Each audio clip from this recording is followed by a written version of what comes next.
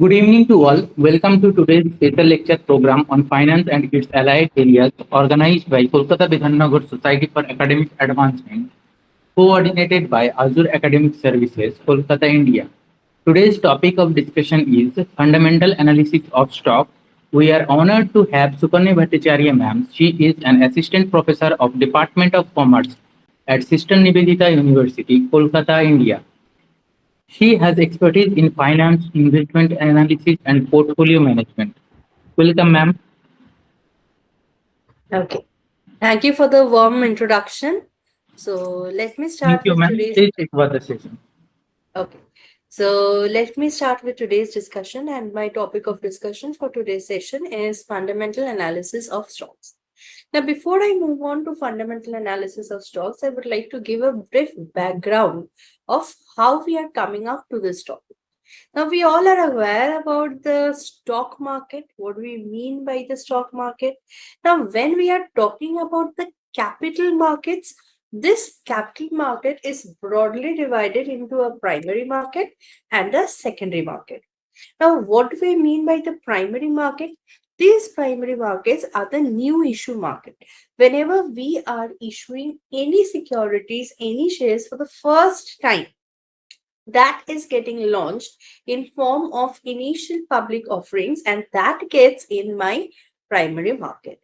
Now, when these issued shares are bought and sold, it moves on to my secondary market, which is also known as my stock exchange. Now, when we are going up for this kind of buying and selling activities, we need to understand that which stock should I buy and which stock I should not buy. Now, for this, the investors need to analyze some kind of facts by which they can come up to the decision that whether they should invest their money in this particular shares or whether they should not invest their money in this kind of shares. Now, when we are talking about the analysis of the stocks, then there are two most commonly used analyses that the investors can resort to while analyzing their stocks. The first one is known as my fundamental analysis of stocks. The second one is known as my technical analysis of stocks.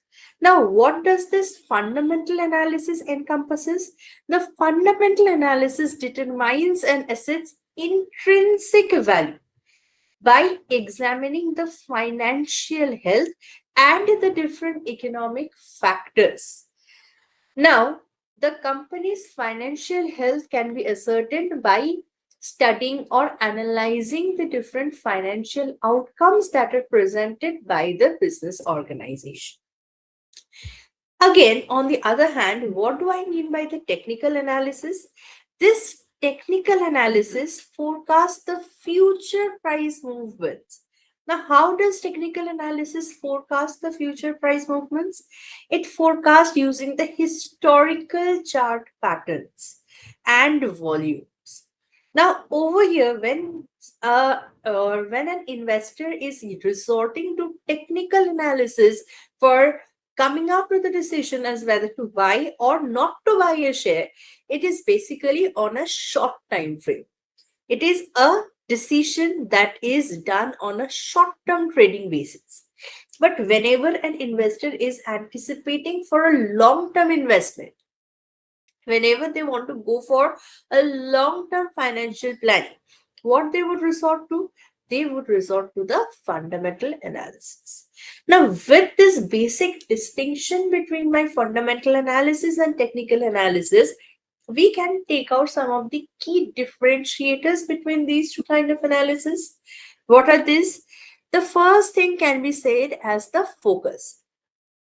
Now, from my very discussion, the technical analysis focus is on the price actions, the trends, the charts, the different kinds of volumes, the different kinds of price movements that have taken place in the market, and as a result of which, whatever is the trend that has been set, whatever patterns, whatever price actions that can be noticed, whatever charting techniques can be used, whatever chart interpretations can be made, that all are coming under the focus point of my technical analysis.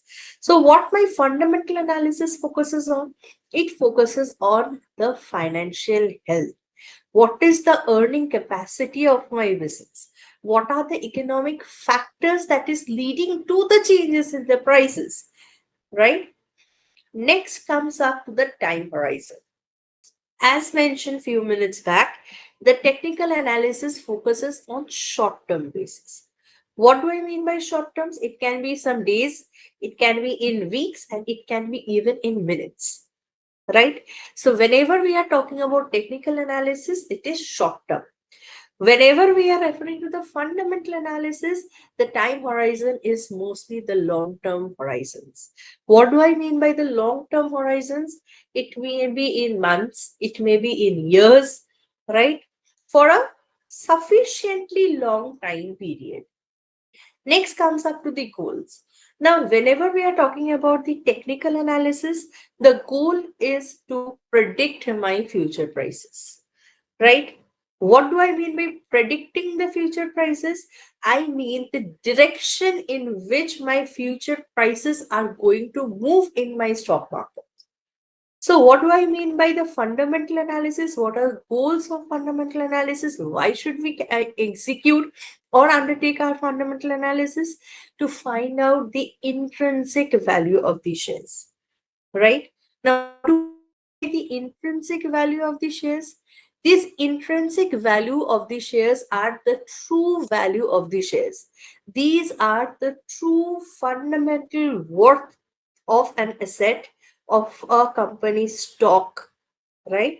Now, it represents the present value of the future cash flows based on the analysis of the financial parameters of the business organization, and not merely based on my market sentiments.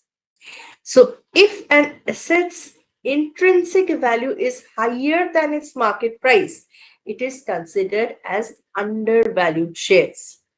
I repeat, if an asset's intrinsic value is higher than the market price, it is considered as an undervalued shares.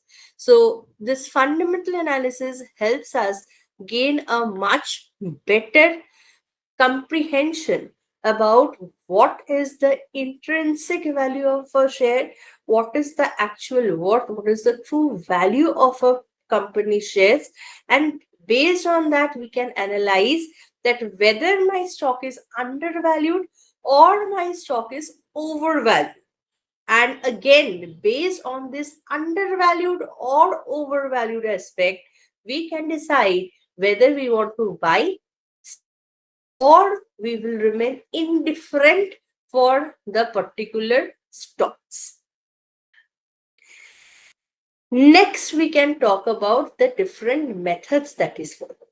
Now, for my technical analysis, again and again, I'm repeating technical analysis is nothing but my visual representations, charting techniques, different tools that are used, for example, my moving averages, different volume tests, and so on. But in case of my fundamental analysis, what are the most common use methods? The balance sheets, the figures of my balance sheets, the PE ratio. You all know what is PE ratio. PE ratio is your price earning ratio. Next are the management evaluations and the different financial outcomes, be it the ratios and be it other pertinent financial factors of my business organization.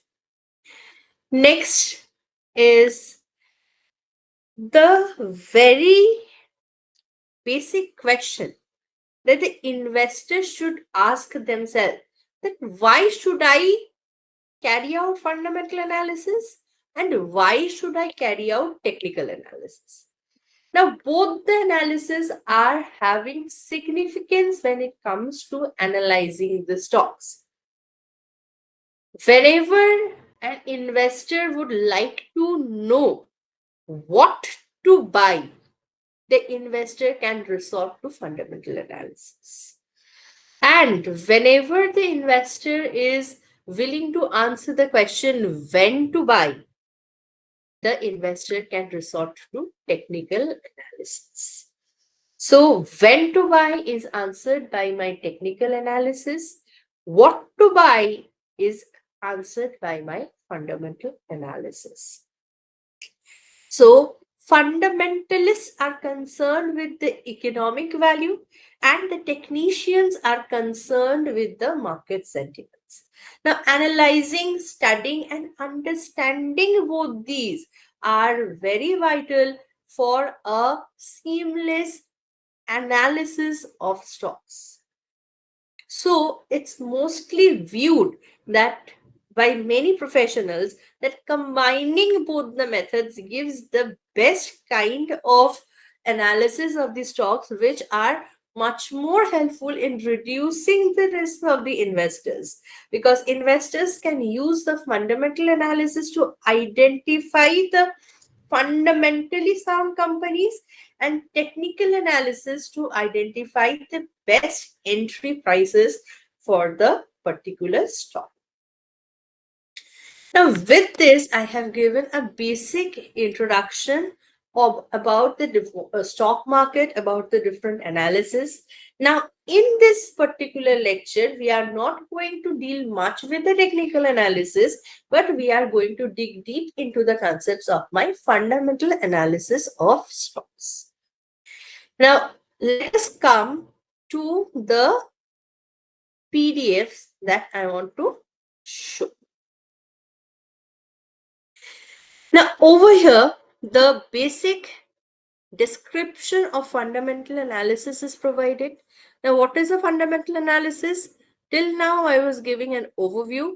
Now, I am giving an in-depth elaboration about my fundamental analysis of stocks. Now, fundamental analysis, it is a holistic approach to study a business. When an investor wishes to invest in a business for long term, what do I mean by long term? Previously, I've mentioned long term means either in months, years, and the like, right? So, long term may be your 3 years or maybe your 5 years. Now, it becomes extremely essential to understand the business from various perspectives, right? Now, when an investor is looking for investing in long term, it is critical for that particular investor to separate the daily short term noise in the stock prices and concentrate on the underlying business performance. On a daily basis, we see that the stock prices are moving. Sometimes it's high, sometimes it's low, sometimes the fluctuation is more, sometimes the fluctuation is less. These are termed as my short-term noises. The volatility, the quick price movements that we see on a daily short-term basis. Now, beyond this kind of daily short-term noise, there should be some underlying parameters which will help us to analyze the business performances. Now, again, in the short term, these kind of fluctuations are much more.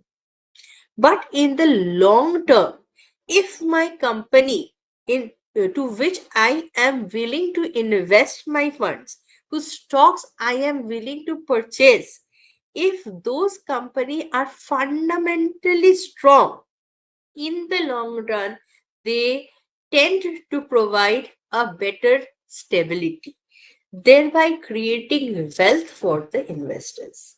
This fact again makes my fundamental analysis as a pertinent part of my security analysis concept. Though there are fluctuations, if my company is fundamentally strong, it will give me a steady return in my future, and it will again result in creating a strong foundation for wealth for my investors. Now, I have taken some examples from the Indian market.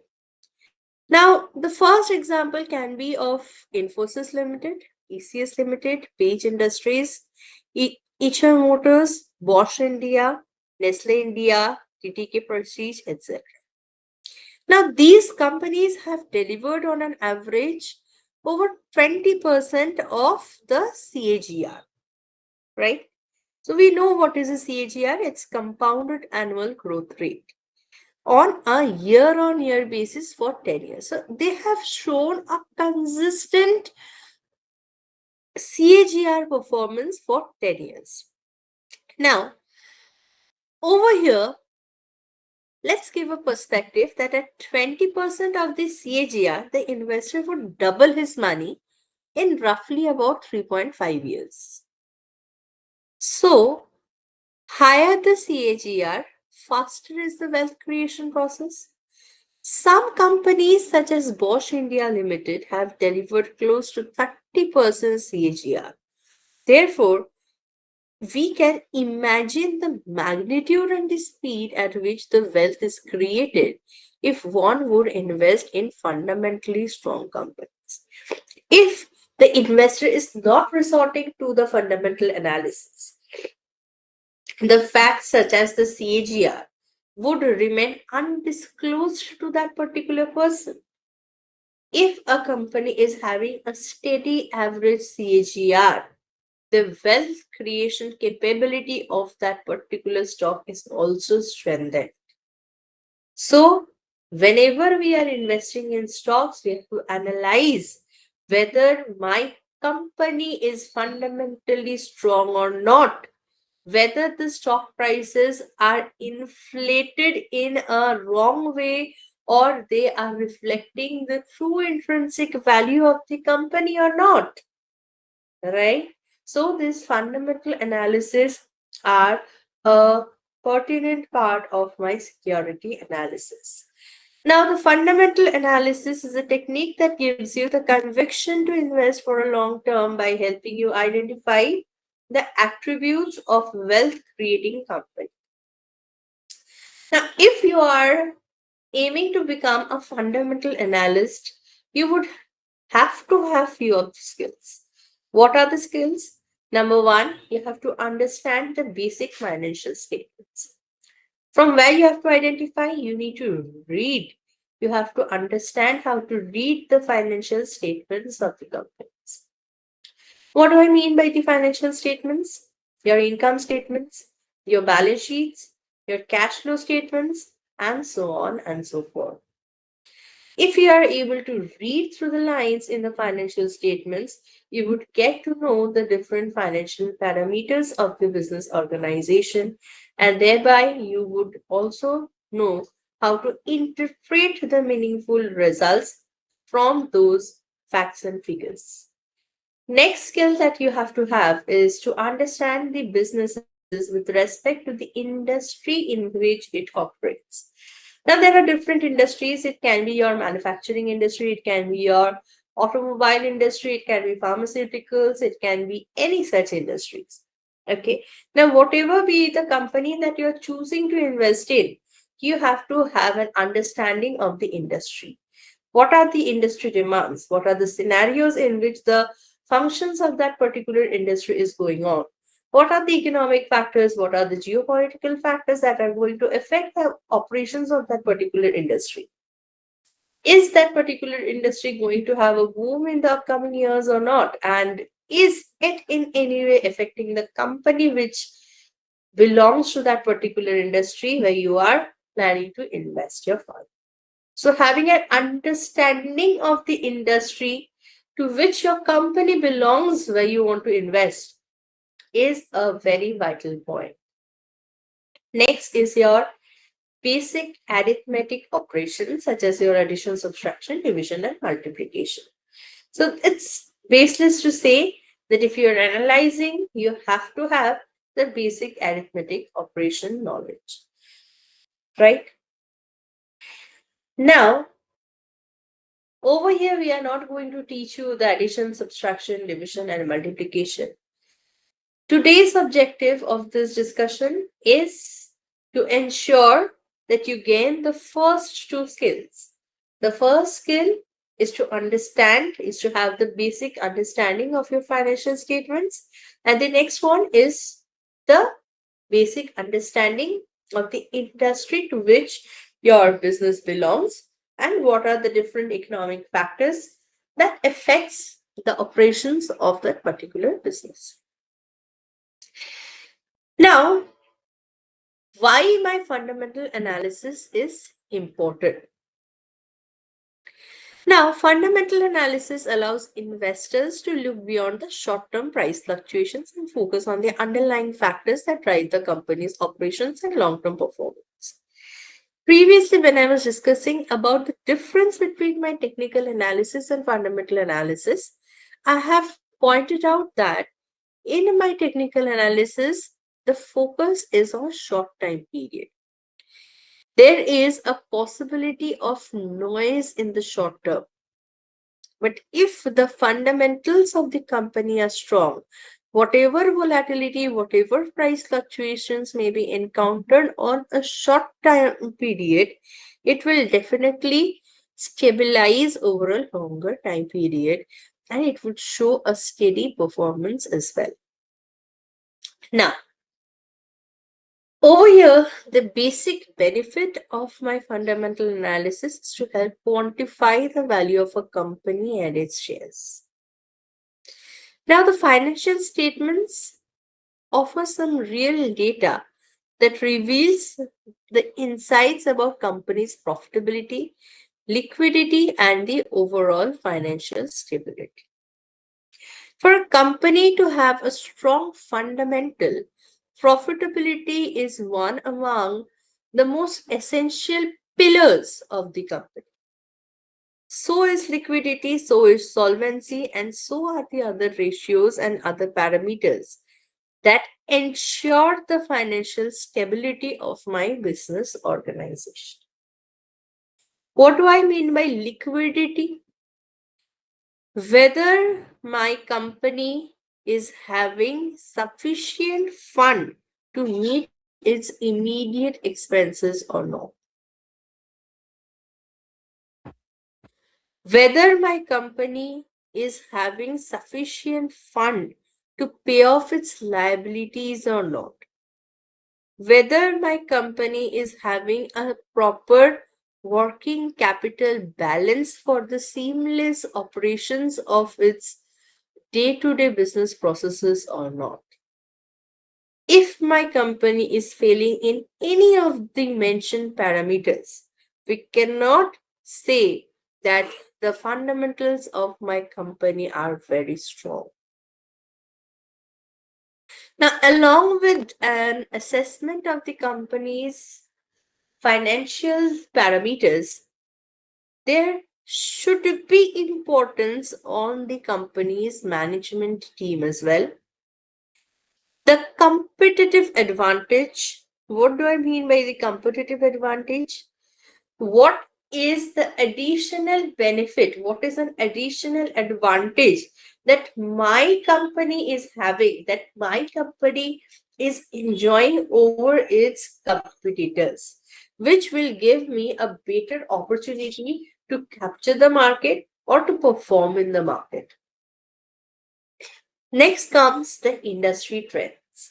What are the different industry trends that are going on? How is it going to affect my company?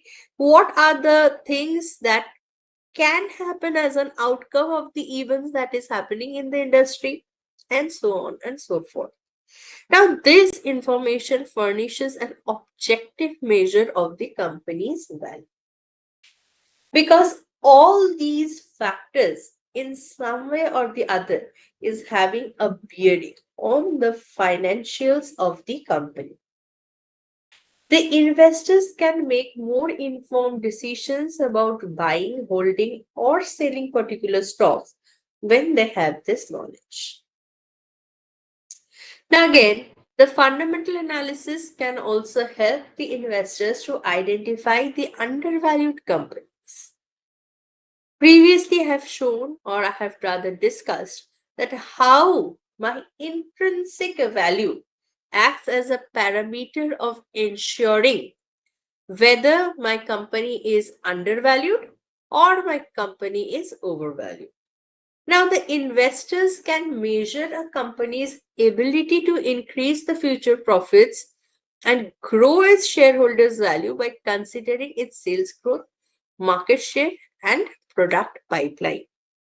If my company is having a steady growth of revenue in form of enhanced sales, it is obvious that the revenue generated from the operations of the business organizations is going to increase in near future, and it is a common outcome that the revenue ratios, the revenue turnover ratios would also improve in such a situation.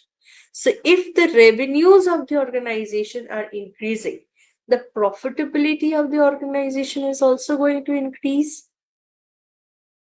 So, sales growth is an important parameter of my fundamental analysis. Furthermore, the market share. How much market share is my company having?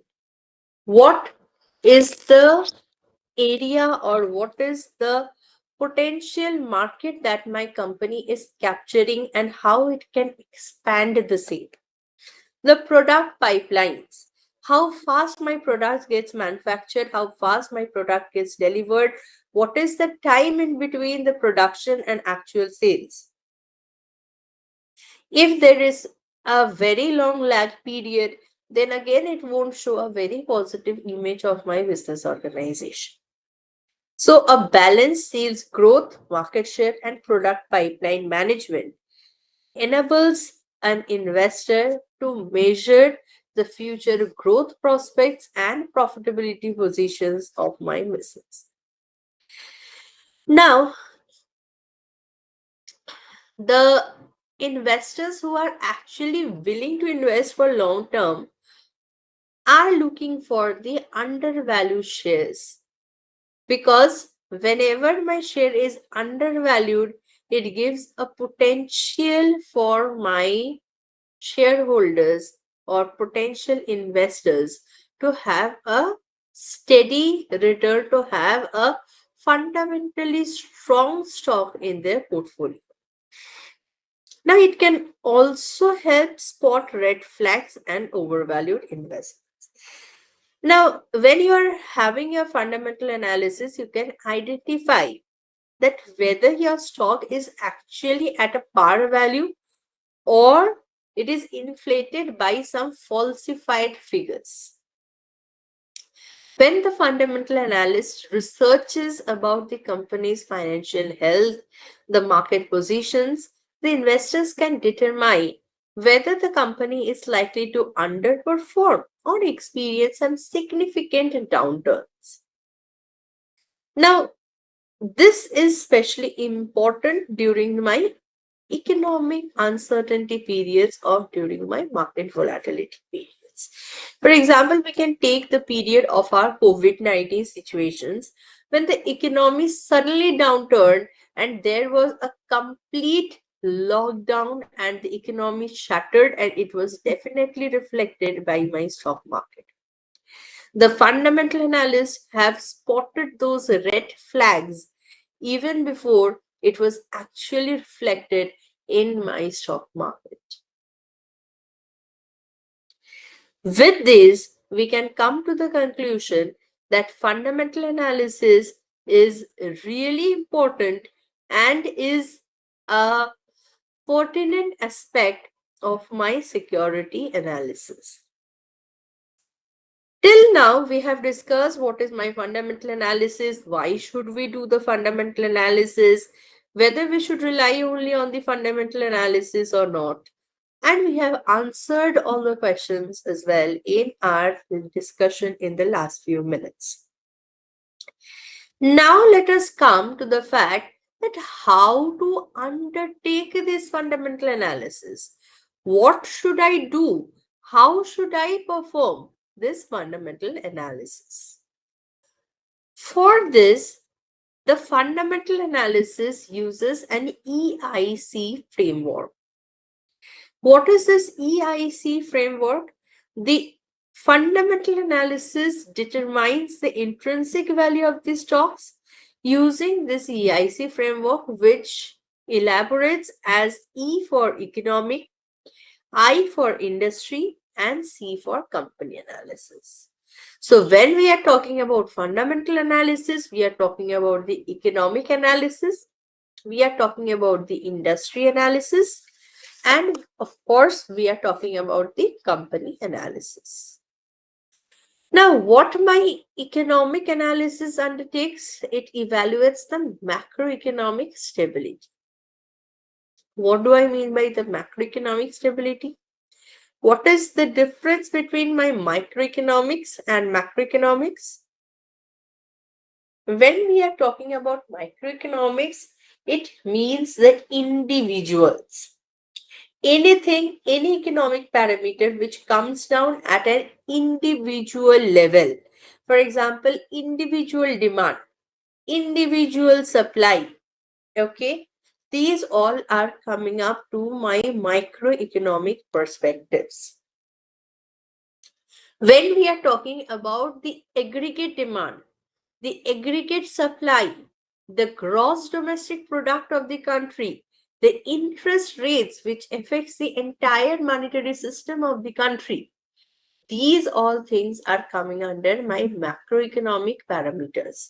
Whenever we are taking the entire economy as a whole and not viewing it as any single individual's perspective, then it is coming up to my macroeconomic parameters. So when we are undertaking fundamental analysis, we have to ensure whether my macroeconomic stability is maintained or not. Next comes up my sector competitiveness. What is the competitive capability of my sector? How do I understand sectoral competitiveness?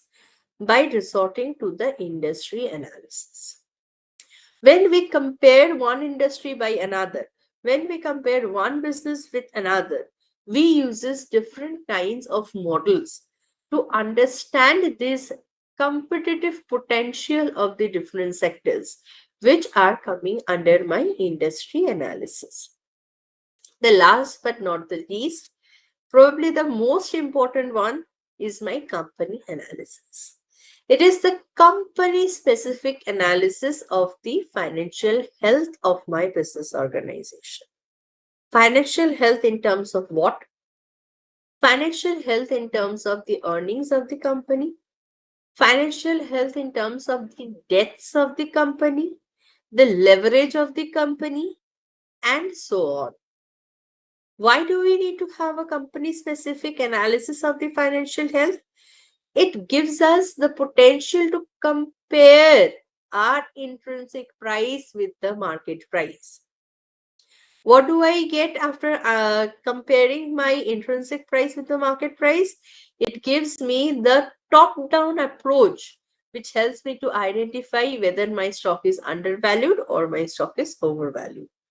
And based on these decisions, we decide whether to invest for long term or not to invest in long term. Whether there is a long-term growth potential of the company or there is no long-term growth potential of the company. Whether my company is able to have a long-term profitability or not to have a long-term profitability. Now, to determine this intrinsic value that we were talking about, the security analyst must forecast the earnings and dividend expected from the stocks and choose a discount rate which reflects the risk of the stock. Now, this is the basic thing that we have to do in our fundamental analysis. We have to calculate the intrinsic value and we need to discount the same so that we can anticipate the expected risk that can come therefrom. Now, a commonly followed procedure for fundamental analysis involves a three-step examination. The first one is understanding my macroeconomic factors. The next one is analyzing the prospects of the industry to which the firm belongs. And finally, assessing the projected performance of the company and the intrinsic value of its shares. Let us see the EIC pattern in a diagrammatic form. The first ream of the circle is my economic analysis. Then comes my industry analysis, the second ream, and the core is my company analysis. So, whenever we are talking about the fundamental analysis of stocks, it is basically these kind of the ream by ream or layer by layer interpretation analysis of my stocks of the particular company. The first economy, then the sector specific industry analysis, and finally the individual companies analysis based on the financial health and strength of the said company. Now let us come up to the first stream, that is the macroeconomic analysis. There are different parameters that we need to understand while coming up to the macroeconomic analysis.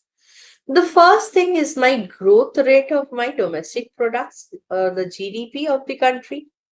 Next is the industrial growth rate, agriculture and monsoons, savings and investments, government budgets and deficits, government debts, price levels and inflations, interest rates, balance of payments, exchange rates, foreign investments, infrastructural facilities, and sentiments. Now, the growth rate of the gross domestic product represents the average growth rate of all the sectors of the economy. Now, before moving on to the first bullet, let me first explain what do I mean by the gross domestic product. What is the gross domestic product? Gross domestic product refers to the total value of the goods and services that are produced by the domestic residents of the country within a period of 1 year and within the domestic boundaries of the country. In short, whatever is the final value of the goods and services produced within the domestic boundaries of our country by the residents of our country is represented as my gross domestic product. Now, when we are talking about the gross domestic product, it represents the average growth rate of all the sectors. Why so? Because if my GDP increases, what does it show? The overall production is increasing. If my GDP is increasing, my national income is increasing. If my national income is increasing, my per capita income is increasing. If the per capita income is increasing, the welfare of the people is increasing. And if the welfare of the people is increasing, it is leading to the overall development of the economy. If there is an overall development of the economy, then of course there will be a sectoral growth of the different sectors of my economy as well. And the broad three classifications or subdivisions of the sectors are agricultural, industrial, and service sectors. So if my GDP increases, national income increases, per capita income increases, the individual welfare increases, the standard of living of the people increases, and the overall economic growth and development also increases, leading to an overall growth of the sectors of the economy. Now, if my other things are remaining constant, if the growth rate of GDP is positively impacts the firms and the industries in the economy. If the GDP grows, the positively it impacts the growth of the firms and the industries of the company as well. Next is the industrial growth rate. Of course, if we are looking for the automobile sectors, to be very specific, the electronic vehicle sectors, the EV sectors. In the past few years, we have seen that government is providing a huge thrust to the EV sectors or the electronic vehicle sectors. So, whenever we are talking about any of the companies who are engaging themselves to such kind of EVs, the future prospect of that particular companies are also likely to increase. Thus, we can say that as the listed companies play a crucial role in the industrial sector, stock market analysis depends more on the industrial growth rate to analyze the stocks. Only if my industry is growing, only if my sectoral performance is good, only then we can come to the conclusion that the companies belonging to that particular sector or to that particular industry is likely to grow in the near future as well. Now, again, other things remaining constant, and increase in the industrial output has a favorable impact on the stock market. The thing that I have mentioned for my GDP. Now, over here, we have an IIP index, that is the index of industrial production, that is taken as a parameter to understand whether there is a sufficient production potential of my industry or my sector or not, and whether it is giving a positive impact or positive result to my business organization, to the stock performances, and so on. Next comes up to the agriculture and monsoon. Now, agriculture is still the backbone of Indian economy. Most of the revenues, be it direct or be it indirect, it comes from the agro-based industry still today.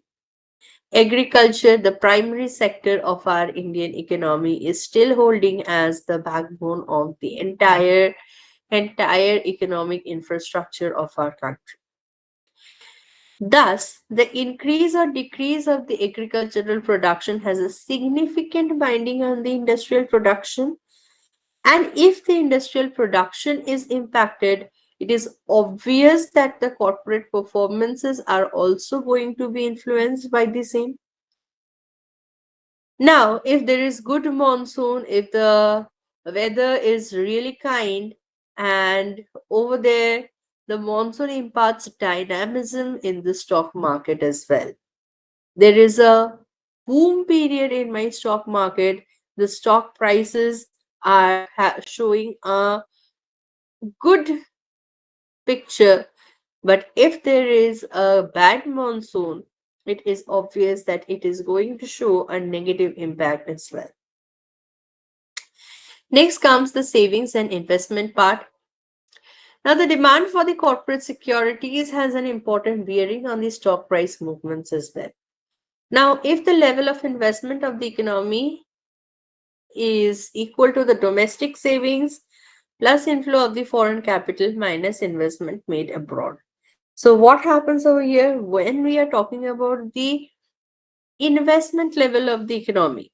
It is about the domestic savings, the entire savings of the people in a country, plus whatever inflow in form of foreign capital that has come up, minus any kind of investments that have been made to abroad, any kind of outflows that have been there from our country in monetary terms.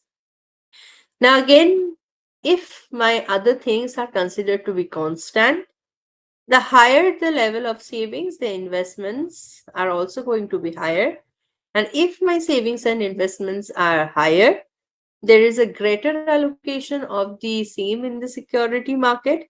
And of course, there will be a more favorable situation for the stock market. Next comes the government budget and deficit.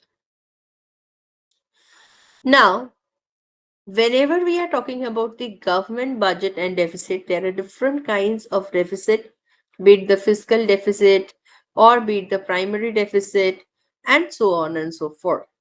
Now, we have seen that there has been a sufficient debt taken by the governments as well.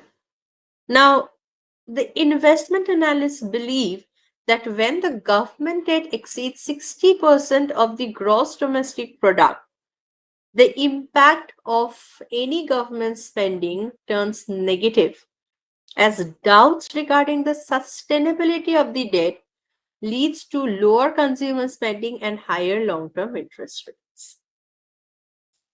Now, what happens over here whenever there is a significant rise in the debt potential, debt structure of the government, there is high chance of falling into a debt trap, and that might negatively impact the sustainability of the debts, that might negatively impact the country's solvency positions, and again that might lead to a negative image in my stock market and a negative performance of my stocks in my stock market.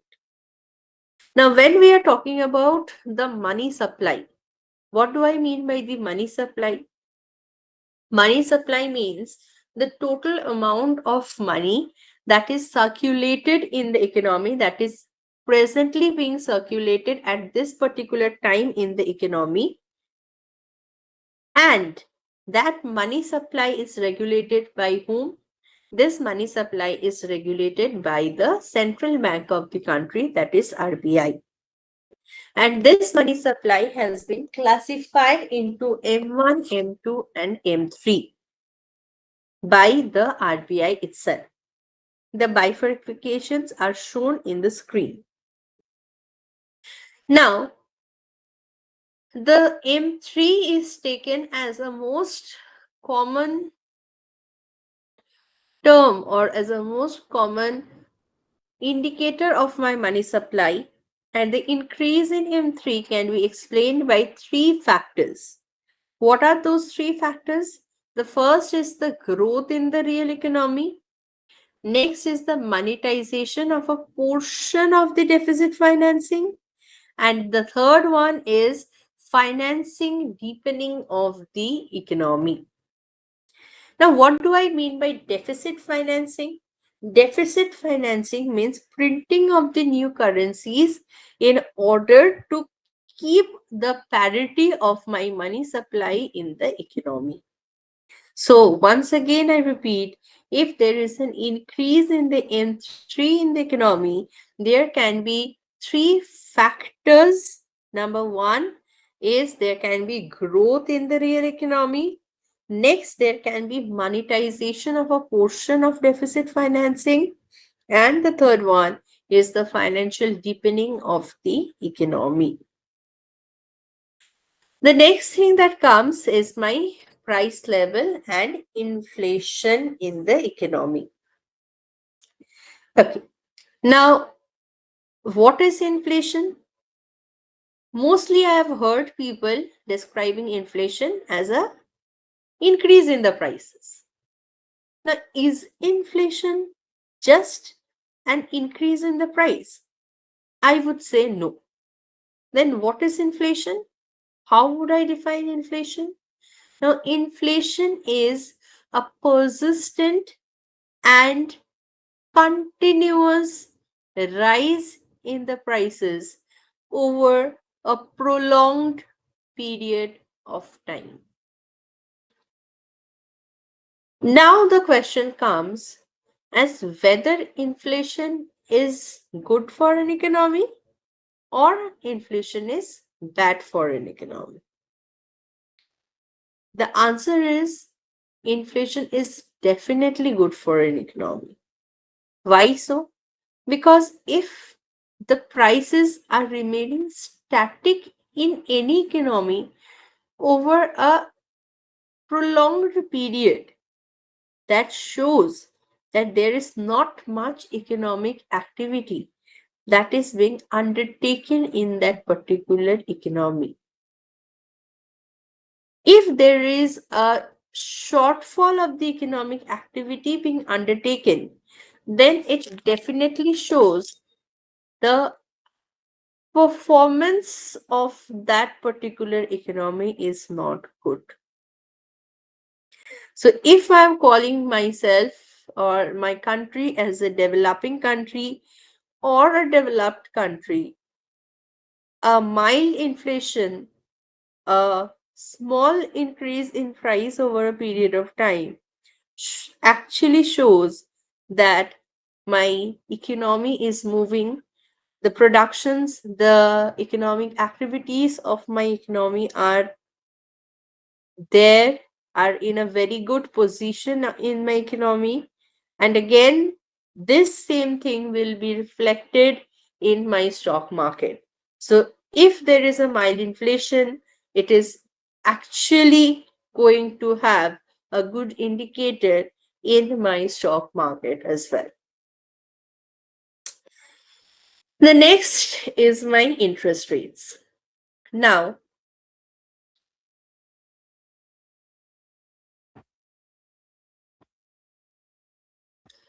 just give me a minute.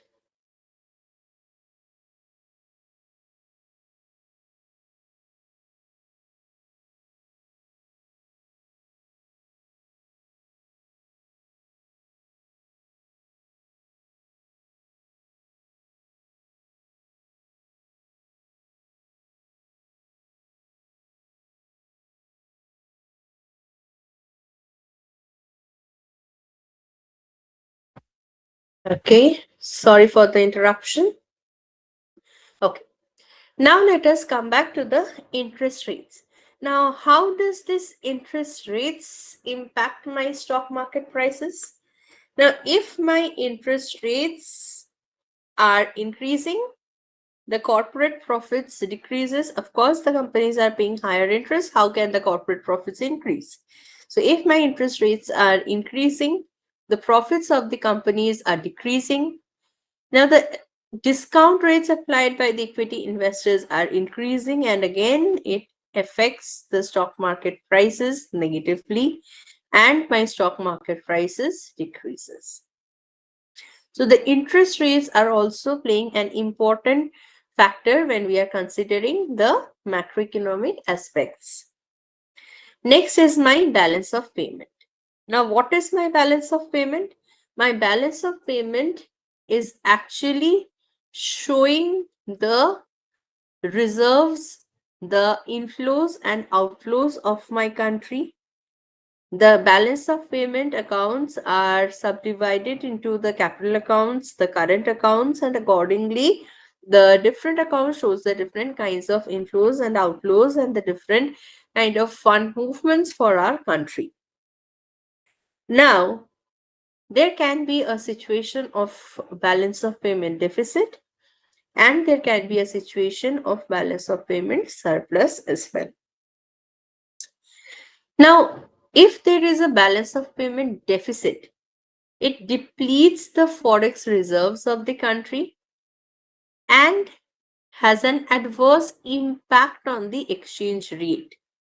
Now, in such a situation, it is obvious that the firm's performance will be adversely affected. And if the firm's performance is adversely affected, it would adversely impact the stock markets as well.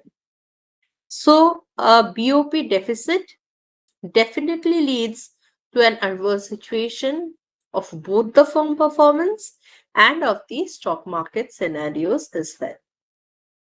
Next comes the situation of balance of payment surplus. Over here, my forex reserves are augmented. Now, it has a favorable impact on what? A favorable impact on the exchange rates of the country. If the exchange rates are favorable, then of course it affects the firm's performance favorably and again the stock markets favorably as well.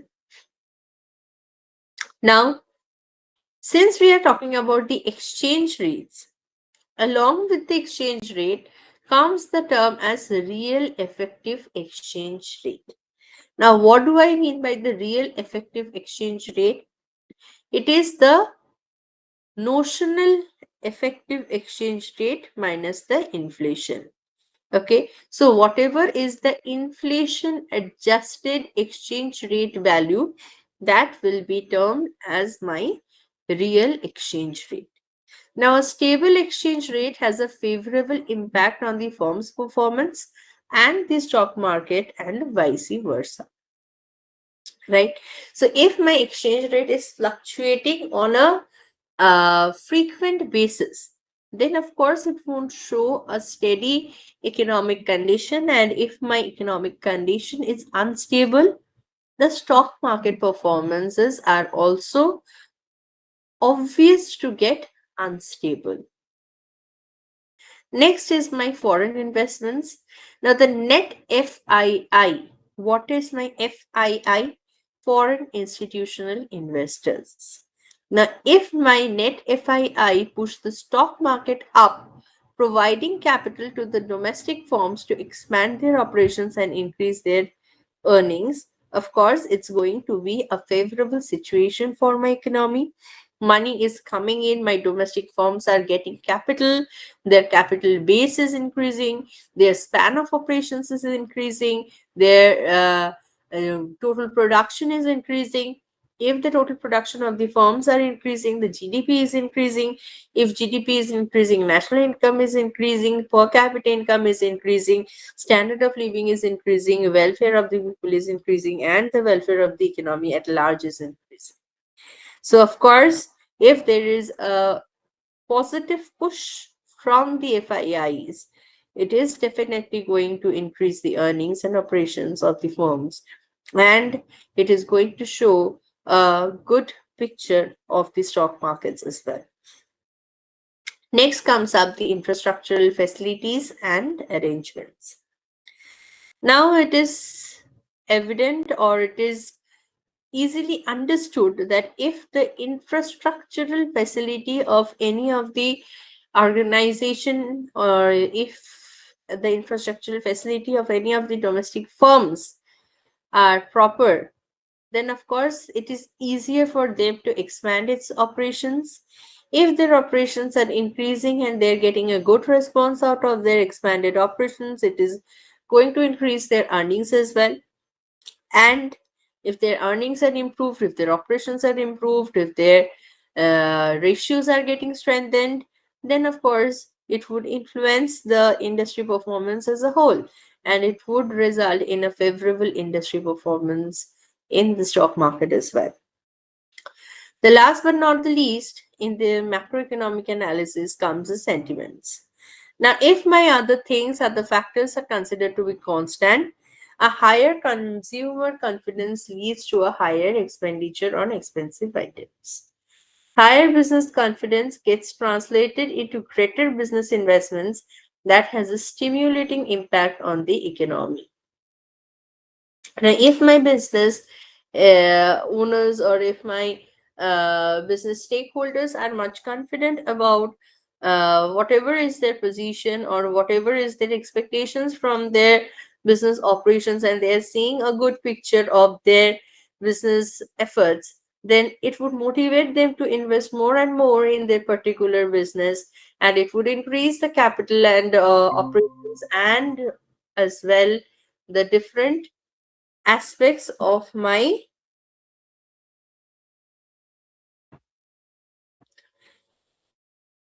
firm's performance and a favorable stock market return as well.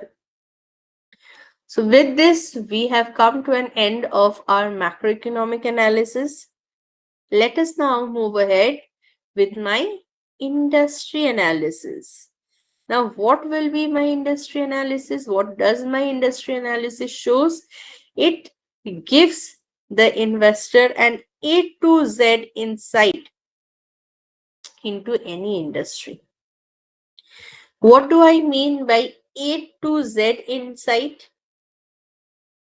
It encompasses the insights about the level of competition in my economy, the demand and supply situations of my industry, how easily can new companies enter the industry, and so on.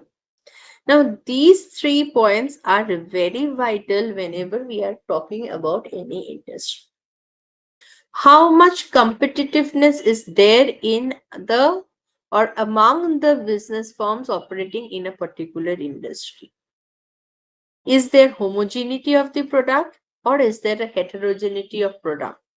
Is the competition too intense, or is the competition favorable enough for the new entrants to come in? Is it easier for new firms to enter into the market, or there are huge entry barriers which is restricting new firms to enter into the market?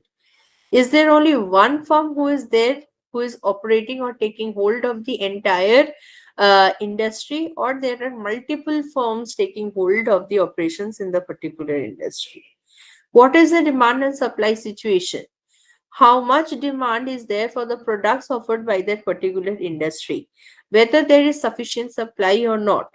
Based on the demand and supply, whether we have reached an equilibrium price or not, if the equilibrium price is favorable or not, to maintain the profitability situation of the organizations. So all these things are coming under the industry analysis as a whole.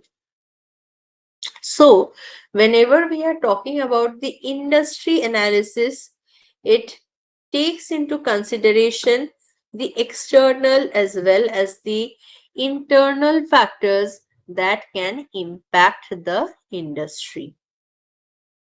Now, comes the question as who can benefit from the industry analysis? Why is this industry analysis important? Now, industry analysis is for anyone who is interested in investing in the company, be it the large scale investors, institutional investors, and even the retail investors. Understanding the economy is the key component of understanding the company. This is the entire point for which we are carrying out an industry analysis. So, if we want to understand the company, we need to understand the industry to which my company belongs. So, it helps the investors and the other stakeholders to position a company against other peers. If I know about the company, then only I can compare one company's performance with another. If I am acquainted about the different kind of operations of the companies, the opportunities, the risks that are posed to that particular company, only then I'll be in a position to compare one company's performance that with the another. Now, we have understood what do I mean by industry analysis. We have understood that who can benefit and why should we perform industry analysis.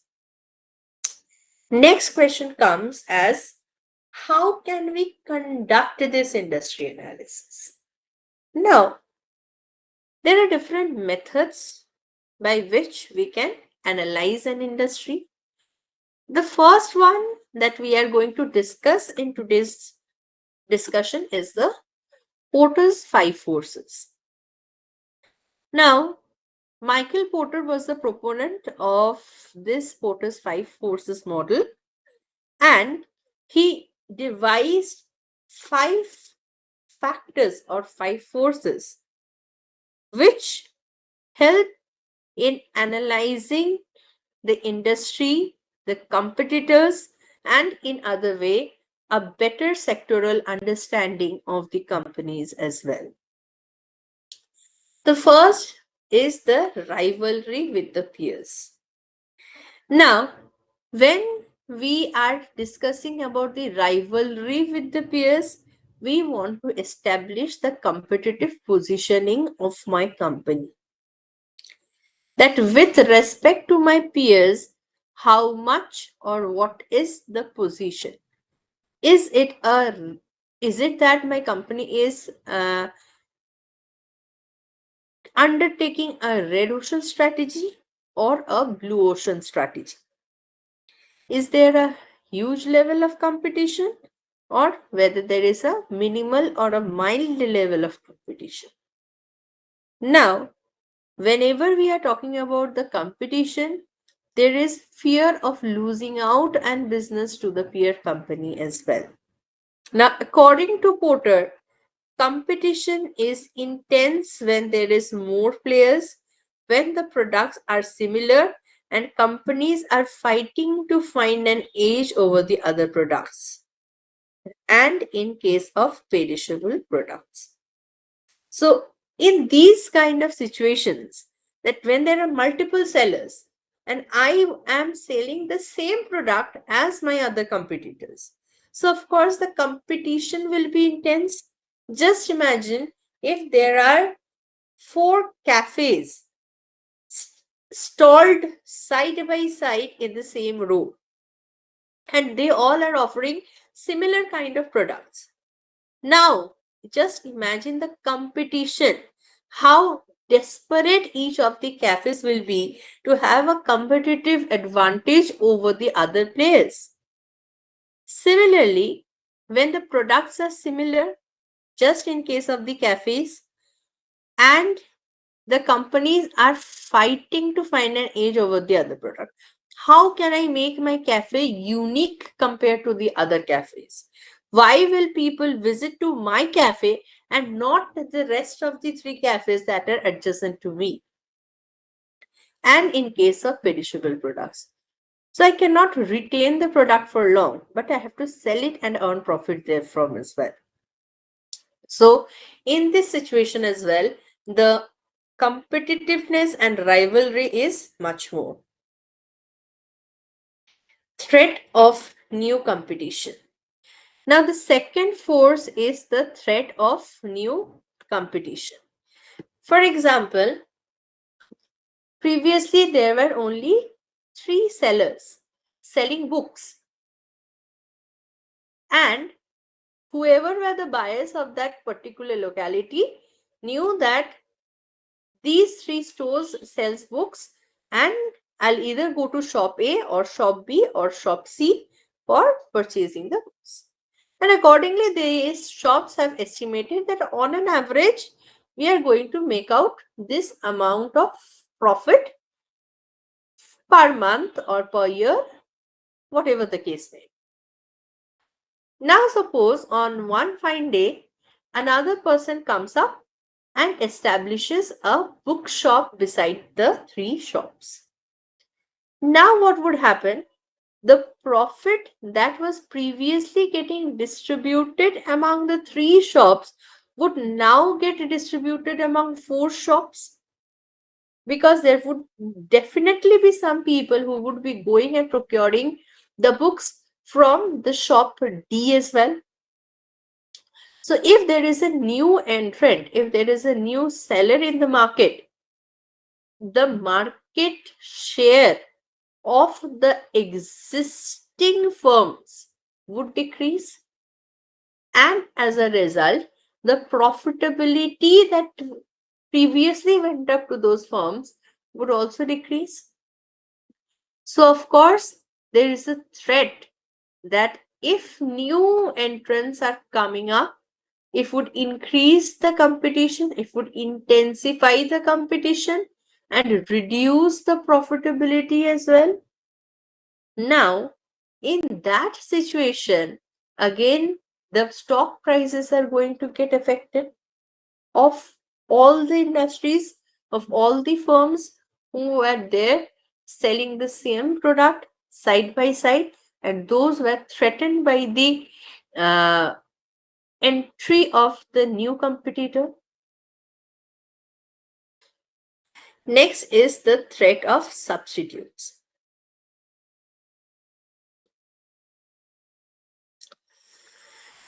Quite similar, we can come up to this example as well.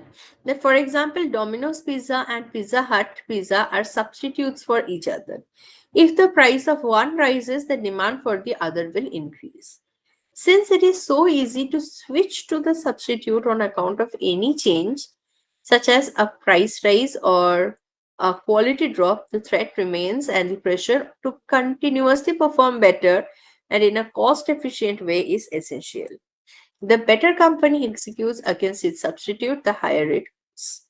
So over here, the example of Domino's and Pizza Hut has been cited. Both of them are selling pizzas and they are selling different types of pizzas, but the basic thing remains the same. So we can see that they are coming up with new offers. They're coming up with new flavors, they're coming up with new types of pizzas, right? So that people are getting attracted to them and not going to its immediate competitors. So if there is a complete substitute, 100% substitute there in the market, then of course it is acting as a threat for the existing company as well. Next comes the bargaining power of the buyers. Now, what does the bargaining power implies? That if the buyers are having a more bargaining power, they can force the seller to give them a better quality of the product at a lower price. So the buyers will be having a much more market power, where they will force the sellers to give them the same product, a better quality product at a lower price. Now, when can the bargaining power of buyers be more?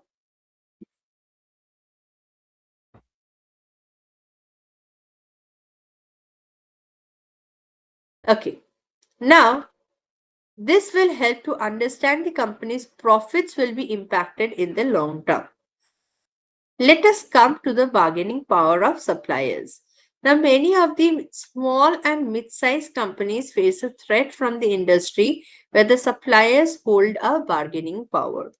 Like if the suppliers are having a bargaining power, then they will force a particular price and they will decide a final cost for their product with a very less alteration in the selling price of that particular product. Now there are different uh, large companies which are remaining unaffected by this power, since they have resources to establish extensive supplier network and create buyer bargaining power instead. Now these five forces are instrumental and are are forming a backbone for a comprehensive industry analysis.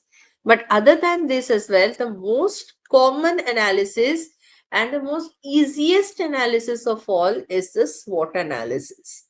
Now, what does this SWOT analysis say? It's not only about any industry or any company. We can take that SWOT analysis for an individual and personal life as well. So SWOT is, I guess, everyone knows about SWOT analysis. Just a quick overview. S stands for your strength, W stands for your weakness, O stands for your opportunities, and T stands for your threat. Now, what do I mean by strengths? These are the inherent forces of the organization that gives them a competitive advantage over the others. So, what does these forces say? These factors give the industry an edge over the others. Next is the weakness. If strength is an inherent capability, weakness is an inherent incapability of a business organization that gives them some kind of disadvantageous position. Next is my opportunities. Now, what does this opportunity says? It gives a positively impact the firm's performance and profitability. It is a positive situation in the economy that is telling the firm to improve or take hold of that particular situation, take benefit of that particular situation that would impact their performance and profitability in a positive manner. And finally, the threats. What are threats? These are the danger of something in the economy or in the external environment that might negatively impact the performance and profitability of the business organization.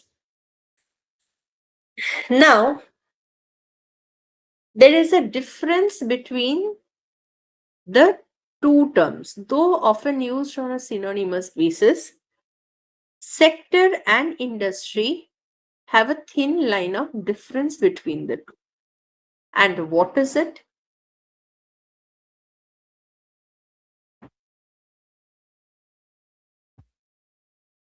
A sector is a broader umbrella than an industry. An economy is the world has a financial sector and multiple industries comprise the financial sector, banking, insurance, and other financial services. So, what do I mean? When we are talking about a sector, financial sector is a sector, and in this financial sector, there are multiple industries that are operating. What are the multiple industries that are operating in the financial sector? It can be a banking industry, it can be an insurance industry, or it can be some kind of financial service providing industry as well. Next is, how does my industry analysis helps in stock selection? Now, investing in stock is a never standalone process. For example, you want to invest in HDFC Bank. It is important to analyze HDFC Bank, its loan book, its NPAs. What are NPAs?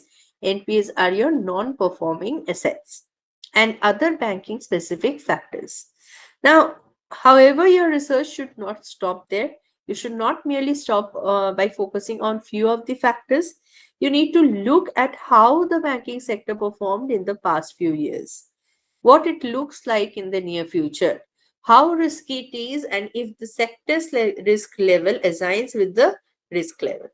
So, what are the different things that we need to go beyond the books of the company, the past performance, the future performance, how risky it is, and if the sector's risk level aligns with your risk level. Okay, so if these four factors are aligning with the investors' sentiments, risk appetite, and of course, judgment, then only it is advisable to pick up stock from that particular company or from that particular sector or industry, otherwise, not. So, with this, we have concluded with two of the analysis of my fundamental analysis. One is my macroeconomic analysis and one is my industry analysis. Next, the third one comes up as my company analysis.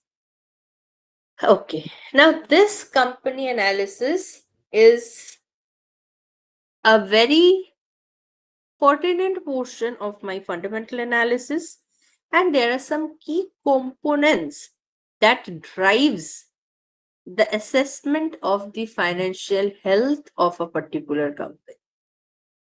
So let us see that what my company analysis actually means.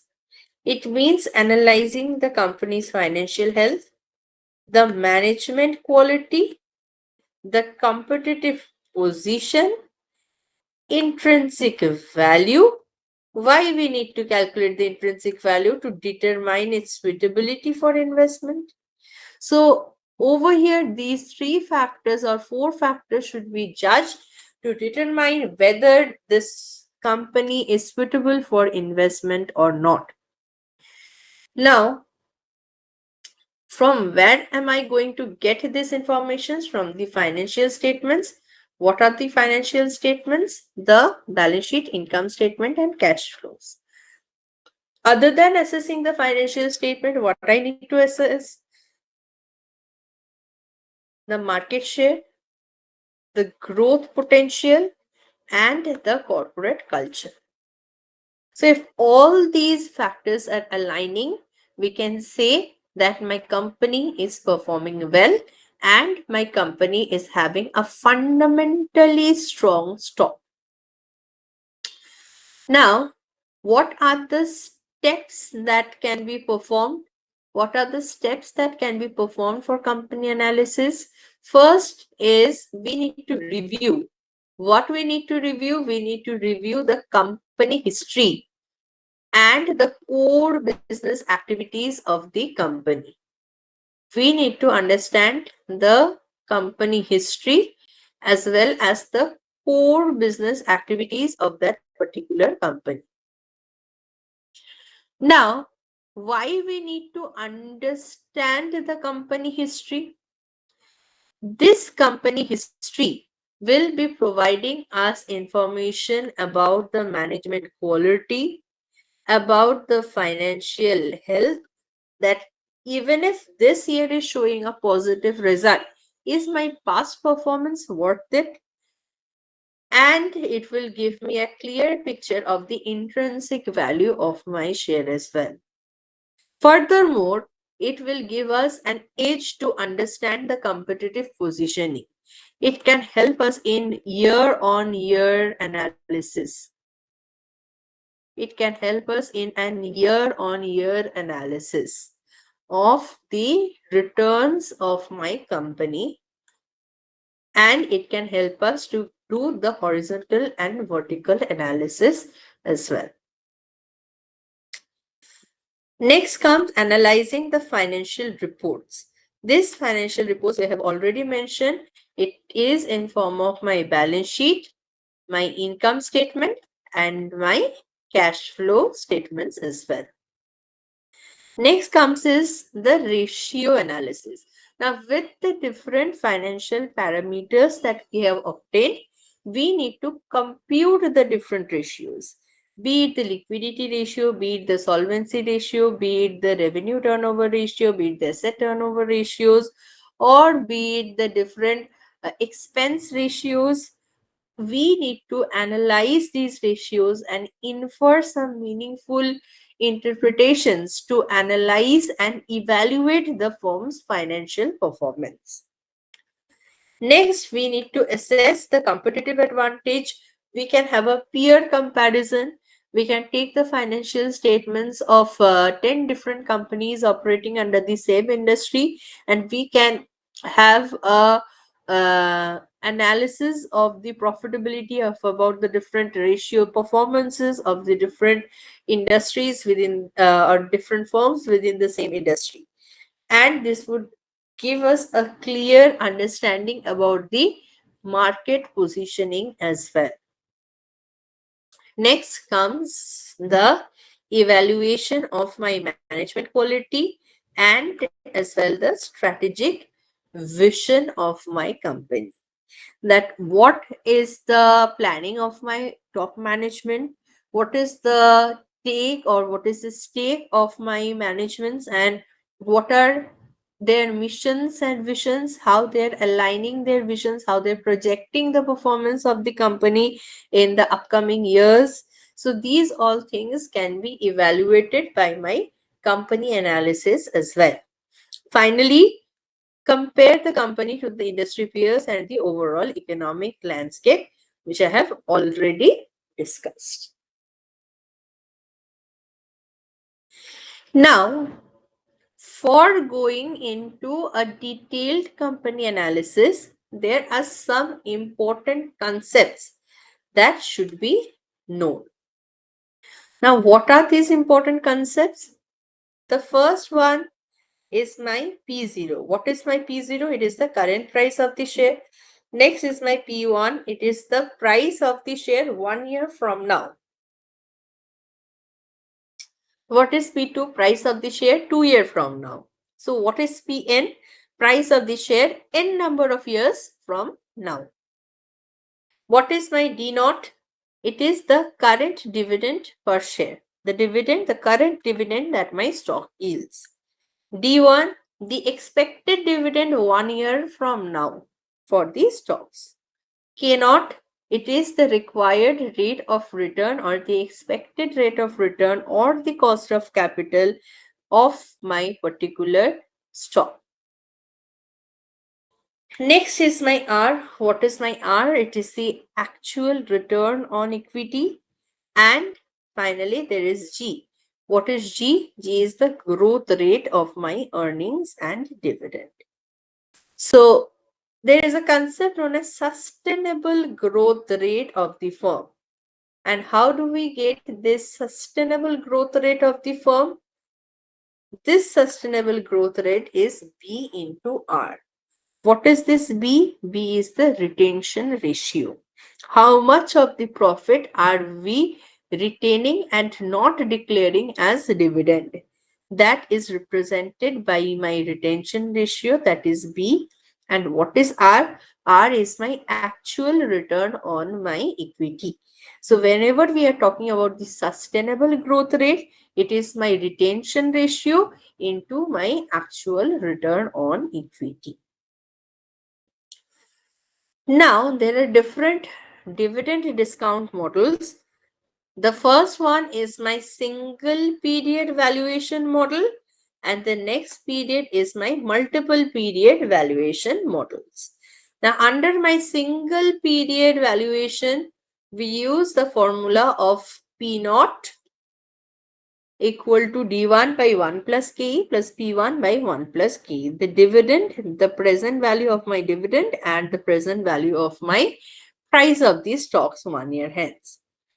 Let us take a small example by which we can understand the computation of a single period valuation. The first thing is the expected dividend is given as rupees 5 per share.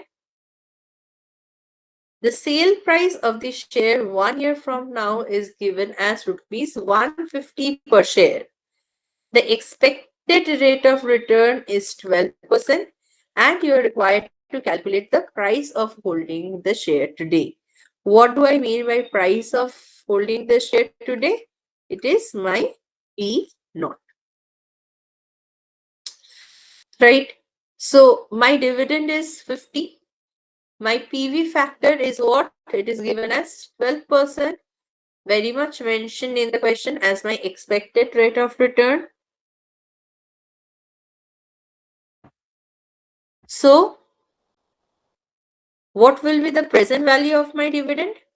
We have the present value factor, and putting up into the formula, we get 44.64 as my present value of the dividend. Other than this, what I need, my P1 is 150. Again, my PV factor is same 12%. I need to find the present value of the sale price. I need to find the present value of the shares. So it comes up to 133.94 using my PV factor, and summing it up, the present value of dividend and the present value of my share, it gives me the price of the share today, that is P0. Thus, till now we were talking about the overvaluation and undervaluation of the shares. Now we would actually determine that what to do if my share value is overvalued or if it is undervalued. Now, how much is my share price that we have received? It is 178.50. What is this? This is my intrinsic value. Now take a situation when the market price of the share is rupees 200. So my market price is 200, my intrinsic value is 178. So this is the situation when my market price is greater than my intrinsic value. So if my market price is greater than my intrinsic value, it is a situation of overvalued shares. Now if my share is overvalued, what will be the decision of the investor? The investor will refrain from buying that share. The investor will not buy that share. Once again, if the market price of the share is rupees 120. So again, what was my intrinsic value? It was 178. What is my market value? It is 120. So in this case, what happens? This will be a bit changed. Over here, my intrinsic value is more than my market value. Ignore this. My intrinsic value is more than my market price. So it is a situation of what? Undervaluation of shares. And if there is an undervaluation of share, the investor will buy the shares. So I think that we have reached the time, and I am keeping my discussion till here, till the single period valuation. I thought of covering the multiple period valuation as well, but due to the paucity of time, I can only cover the single period valuation. I would like to call it a day till here. So, sir, are you there? Yes, ma'am. Thank you so much, ma'am. It was really nice session with you. We hope we will get another session for this fundamental analysis of stocks in our upcoming session. Thank you so much, Sure. ma'am. It was really nice session. Thank you so Thank much. you. Thank you. It was definitely a pleasure to act as a resource person and sharing my thoughts on the fundamental analysis. And I would love to get back. Thank you. Thank you so much, ma'am. So with this, we are concluding today's session. Thank you so much.